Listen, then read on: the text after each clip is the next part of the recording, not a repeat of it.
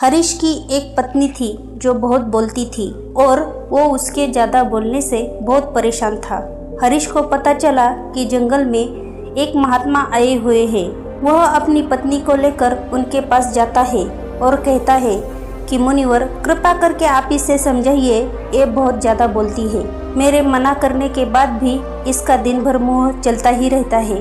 मैं इसे कितना समझाता हूँ कि कम बोला कर, चुप रहना सीख, लेकिन नहीं, और हर बार इसकी वजह से लड़ाई झगड़े होते हैं। महात्मा मुस्कुराए और बोले, मैं तुम्हें इस बात को एक कहानी के माध्यम से समझाता हूँ। मेरे गुरु का एक शिष्य था जो हर समय इधर उधर की बातें करता था।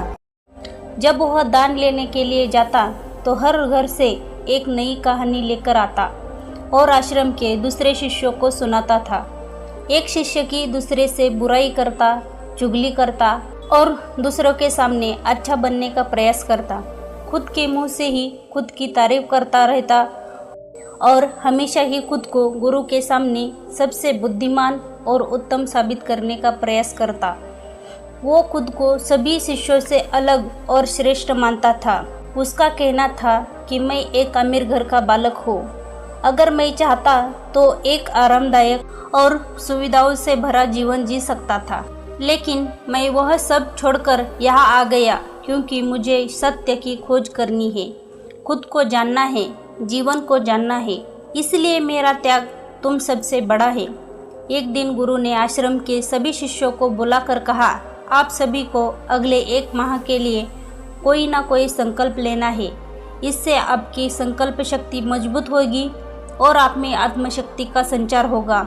आप सभी अपने सामर्थ्य के अनुसार कौन सा भी संकल्प ले सकते हैं और यदि 1 माह से पूर्व आप में से जिस का संकल्प टूट जाएगा तो वो अपनी पुरानी दिनचर्या में वापस आएगा। सभी शिष्य ने अपनी शक्ति के अनुसार छोटे बड़े संकल्प किए और गुरु को अपने अपने संकल्प के बारे में बताकर वहां से चले गए। लेकिन वह शिष्य जो खुद को सबसे अलग और बड़ा दिखाना चाहता था, वो सीधे गुरु के कुटिया में पहुंच गया और बोला, मैं कोई छोटा मोटा संकल्प नहीं लेना चाहता, बल्कि खुद की भांति एक बड़ा और महान संकल्प लेना चाहता हूँ।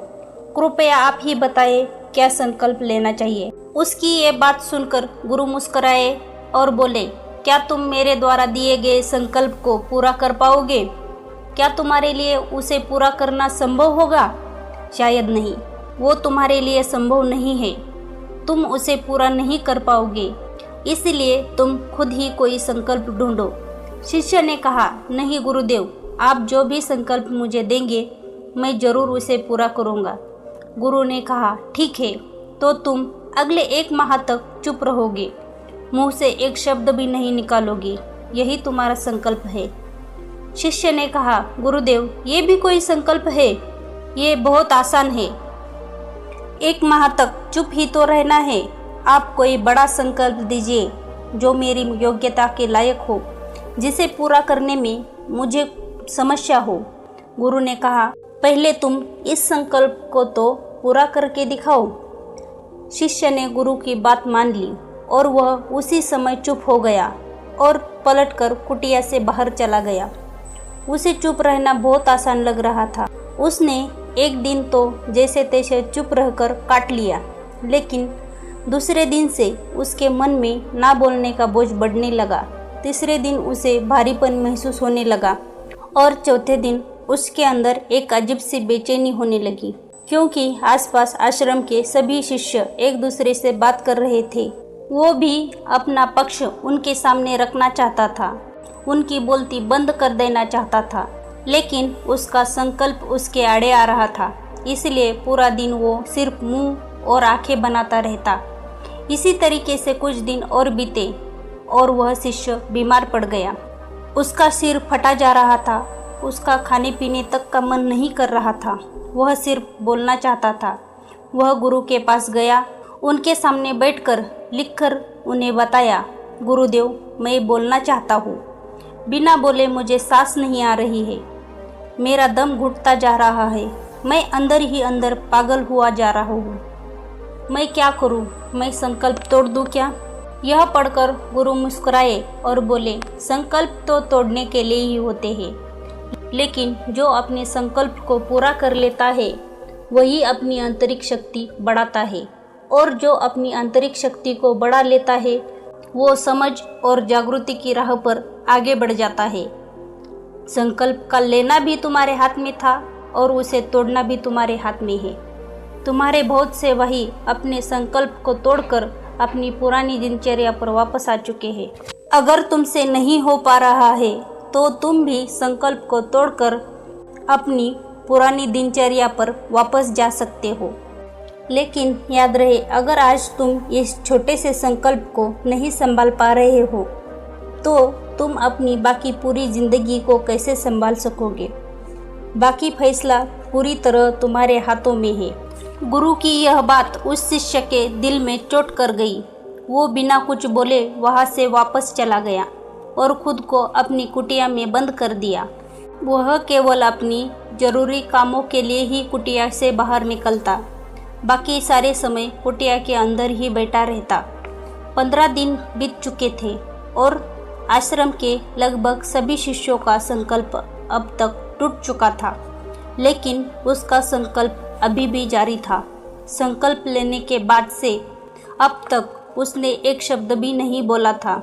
सारा आश्रम हैरान था कि इतना बोलने वाला इंसान चुप कैसे हो गया। 15 दिन बीतने के बाद वो दोबारा अपने गुरु के पास गया और लिखकर उन्हें बताया, गुरुदेव, मैं बाहर से तो चुप हूँ, लेकिन मेरे भीतर बहुत सी आवाज़ें हैं, बहुत सी चीख पुकार है और शिकायतें हैं। मैं अंदर ही अंदर बात करता रहता हूँ। मेरा मन तरह तरह के प्रश्न पूछता रहता है। मैं बाहर से जितना मौन हूँ, भीतर से उतनी ही शोर शराबे से भरा हुआ हूँ। क्या इस तरह से अभी भी मेरा संकल्प जारी है? गुरु ने कहा, हाँ, तुम्हारा संकल्प अभी भी जारी है, लेकिन जब तक लोगों की ये आवाज़ें तुम्हारे कानों में पड़ती रहेगी, तुम्हारा मन बोलता रहेगा, क्योंकि इसे तो आदत है बोलने की। तुम भले ही बाहर से चुप रहो, लेकिन अंदर ही अंदर तुम बोलते रहोगे। तुम्हें इन बातों से, इन आवाज़ों से दूर जाना पड़ेगा। शिष्य गुरु को प्रणाम करके वहाँ से चला जाता है और सुबह होते ही अपनी कुटिया छोड़कर जंगल की तरफ चला जाता है। कई दिन बीत जाते हैं, संकल्प का समय भी पूरा हो जाता है, लेकिन शिष्य लौटकर नहीं आया। आश्रम में सभी को डर था कि कहीं जंगली जानवरों ने उसे खा न लिया हो। इस बीच उसे ढूंढने की बहुत कोशिश की गई, लेकिन वह कहीं नहीं मिला। सभी गुरु भाइयों ने मान लिया था कि जंगली जानवरों ने उसे अपना शिकार बना लिया है, लेकिन गुरु को ऐसा नहीं लगता था। एक दिन आश्रम का एक अन्य शिष्य गुरु के पास आया और बोला, गुरुदेव, हमारे उस अधिक बोलने वाले भाई के साथ क्या हुआ होगा? क्या जानवरों ने उसे मार दिया होगा? गुरु ने कहा, हो सकता है कि जानवरों ने उसे अपना शिकार बना लिया हो, लेकिन उसके न लौटने की एक दूसरी वजह भी हो सकती है।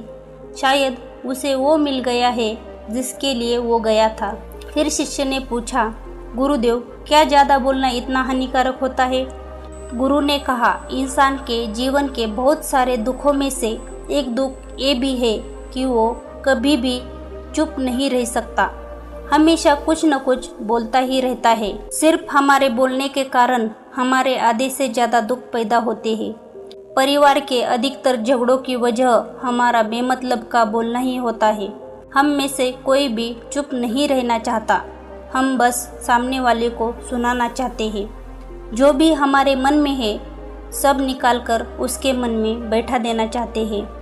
उसे समझा देना चाहते हैं कि देख, तू गलत है और मैं सही। और इस तरीके से सब एक दूसरे की सड़ी गली बातों को ग्रहण कर रहे हैं। इस तरीके से सुनने और सुनाने का यह काम जिंदगी भर चलता रहता है।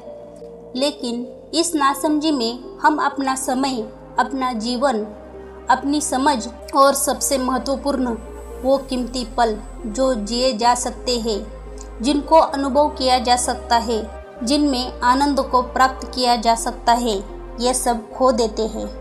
लेकिन इसके बदले में हमें मिलता क्या है? कुछ नहीं, सब व्यर्थ और बर्बाद हो जाता है। इस पागलपन में हमने क्या खो दिया, इसका एहसास केवल कुछ ही लोगों को हो पाता है। बाकी लोग जैसे उन्हें अपने आने का पता नहीं, वैसे ही उन्हें अपने जाने का भी पता नहीं चल पाता। शिष्य ने कहा, तो फिर इसका समाधान क्या है? गुरु ने कहा, पूरी जागरूकता के साथ अपने विचारों को देखना, यही एकमात्र तरीका है।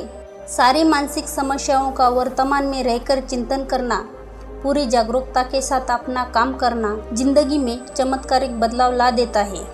उसके बाद वो शिष्य गुरु से अपने प्रश्नों का उत्तर पाकर प्रणाम करके वहां से चला गया। उस शिष्य को आश्रम छोड़कर गए हुए 3 महीने का समय बीत चुका था, लेकिन उसकी कोई खबर ना थी। अब तक तो सभी गुरु भाइयों ने भी उसके वापस लौटने की उम्मीद छोड़ दी थी, लेकिन एक दिन वो आश्रम लौट आता है। उसे देखकर सभी के आश्चर्य और खुशी का ठिकाना ना रहा, लेकिन अब वो नहीं था जो यहाँ से गया था, वो कुछ और ही बनकर वापस आया था। उसके अंदर एक गजब का बदलाव महसूस किया जा सकता था। उसके चेहरे पर एक गजब का ठहराव और आंखों में बड़ी शांति थी। आश्रम में आते ही सभी गुरु भाइयों ने उसे चारों तरफ से घेर लिया और बातें करने लग गए। वह भी अपने गुरु भाइयों से बातें करने लगा। उसे बातें करने वाले सभी ने यह अनुभव किया कि अब वह पहले जैसा उतावला और बातूनी नहीं रहा था। उसके मुंह से एक एक शब्द बहुत ही सुलझे हुए और मधुरता के साथ निकल रहे थे। थोड़ी देर तक गुरु भाइयों से बात करने के बाद वह सीधा गुरु के पास चला गया। उसने गुरु के चरण छुए और कहा, गुरुदेव, क्या मैं अब भी मौन हूँ? क्या अब भी मेरा संकल्प जारी है? गुरु ने कुछ देर तक उसकी आंखों में बड़े ध्यान से देखा और कहा, हाँ, तुम अब भी मौन हो। तुम्हारे मुंह से एक शब्द भी नहीं निकल रहा है और तुम्हारा संकल्प अभी भी जारी है। शिष्य ने कहा, गुरुदेव, जब मैं आश्रम से गया तो मैं मुंह से तो चुप था, लेकिन मेरे अंदर बहुत सी आवाज़ें थी, मन में बहुत से प्रश्न थे और वो बंद नहीं हो रहे, तो मैं जंगल में चला गया इस उम्मीद से कि वहाँ मुझे शांति मिलेगी और मेरे मन की बकबक कम हो जाएगी।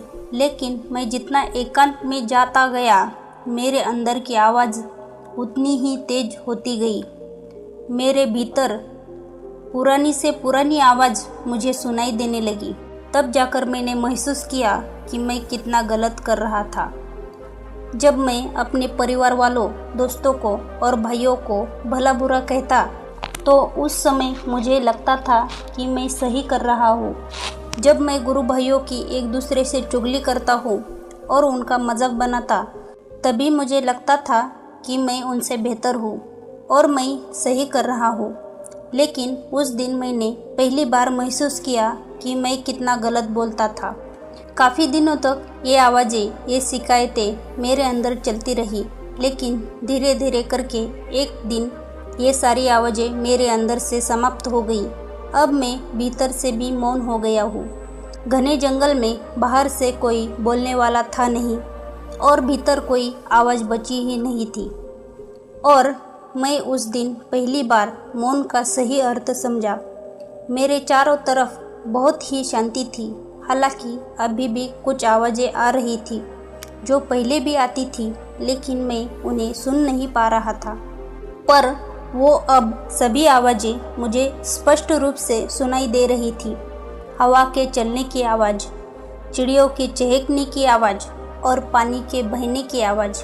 ये सभी आवाज़ें मैंने पहली बार पूरे होशपूर्वक सुनी। अपने चारों तरफ इतनी शांति मैंने पहले कभी महसूस नहीं की थी।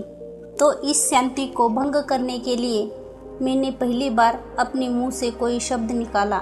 मैं चिल्लाया, हे ईश्वर, ये कैसी शांति है? सभी कुछ इतना शांत क्यों है? ऐसा क्या हो गया? लेकिन मेरे चिल्लाने के बाद भी शांति भंग नहीं हुई। सब कुछ पहले के जितना ही शांत था, बाहर भी और भीतर भी। हे गुरुदेव, मैंने अपने गुरु भाइयों से बात की, मैंने आपसे बात की, मैं बोल रहा हूँ, मैं चल रहा हूँ, मैं सब कुछ देख रहा हूँ, लेकिन मैं अपने भीतर एकदम एकांत में हूँ। भीड़ में होता हूँ तब भी भीतर से अकेला एकांत में होता हूँ। जब मैं खुद में भी शोर करना चाहता हूँ तब भी एकांत में ही होता हूँ। अब सब दिखाई पड़ने लगा है, सब सुनाई पड़ने लगा है। गुरु ने कहा, जब तक हम बाहर की तरफ बोलते रहेंगे भीतर अशांति ही रहेगी, लेकिन जिस दिन हम भीतर की तरफ मुड़ जाएंगे तब हमारे मुंह से कुछ भी नहीं निकलेगा, हम शांत ही रहेंगे। दुनिया में जितनी भी बुराई है ज़्यादातर हमारे बोलने से ही उत्पन्न होती है, क्योंकि हम चुप रहना नहीं चाहते। हम जितनी ज़रूरत है उससे कहीं ज़्यादा बोलते हैं। हम सामने वाले को सुनना नहीं चाहते, बल्कि उसकी बोलती बंद कर देना चाहते हैं। उसे समझा देना चाहते हैं कि मैं कौन हूँ, मैं क्या कर सकता हूँ, और यही हमारे ज़िंदगी का मकसद बनकर रह जाता है। हमारी सारी ऊर्जा इस व्यर्थ के बोलने में बर्बाद होती रहती है। ऐसे ही समाज में लोगों का जीवन दुखों से भर जाता है, जो हमेशा एक दूसरे को सुनाने में लगे रहते हैं। सुनना नहीं चाहते, समझना नहीं चाहते, और चुप रहना तो उन्होंने कभी सीखा ही नहीं, क्योंकि चुप रहना उन्हें छोटा महसूस करवाता है। दुनिया की सभी लड़ाइयों का कारण हमारा बोलना ही है, इसलिए हमें सिर्फ उतना ही बोलना चाहिए जितना ज़रूरी हो, क्योंकि व्यर्थ का बोलना ऊर्जा को नष्ट करना है, और ये बोलना ही हमें कभी भी भीतर की ओर लौटने नहीं देता, क्योंकि यह हमें बाहर की ओर खींच कर रखता है। और बाहर है ही क्या इस संसार के अलावा। लेकिन अगर अपने भीतर की संसार की ओर मुड़ना है तो इस मुंह को बंद ही रखना चाहिए। इसलिए जितने भी बुद्ध हुए, आत्मज्ञानी हुए, वो सभी एकांत की ओर भागे, ताकि उन्हें ज़्यादा बोलना ना पड़े, ज़्यादा सुनना ना पड़े। वो एकांत में रहे, शांत रहे, इसलिए आसानी से भीतर की यात्रा कर पाए। लेकिन अगर कोई चाहे तो इस संसार में रहकर भी एकांत में रह सकता है, शांत रह सकता है, लेकिन इसके लिए उन्हें अपनी ऊर्जा बचानी होगी, जिसे वह अब तक अपने व्यर्थ के शब्दों में बर्बाद कर रहे थे। दोस्तों, इस कहानी की सीख यही है कि व्यर्थ का बोलना ऊर्जा को नष्ट करना ही, ज़्यादा और व्यर्थ बोलना ही हमें अपने भीतर की ओर लौटने नहीं देता, क्योंकि यह हमें बाहर की ओर झुकाए रखता है। और जिन्हें भीतर की यात्रा करनी है उन्हें अपने मुंह को बंद ही रखना चाहिए। मुझे उम्मीद है कि आपको यह कहानी पसंद आई होगी और इससे काफ़ी कुछ सीखने को मिला होगा। कहानी के बारे में अपने विचार हमें नीचे कमेंट बॉक्स में कमेंट करके बता सकते हैं।